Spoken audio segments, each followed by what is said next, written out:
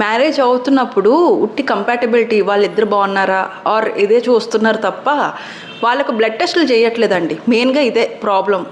So husband and wife ఒక compatibility blood టెస్టులు కూడా చూసుకోండి. ఎందుకంటే ఒకవేళ వైఫ్ కానీ ఓ నెగిటివ్ ఉన్నది అనుకోండి, ఒకవేళ హస్బెండ్ ఏమో వచ్చి ఓ పాజిటివ్ ఉన్నారు అనుకోండి, ఆర్ పాజిటివ్ ఓ అయినా ఏదైనా పాజిటివ్ ఉన్నారనుకోండి, ఆ పాజిటివ్ అనేది ఏంటంటే ఆర్హెచ్ ఫ్యాక్టర్ అన్నమాట.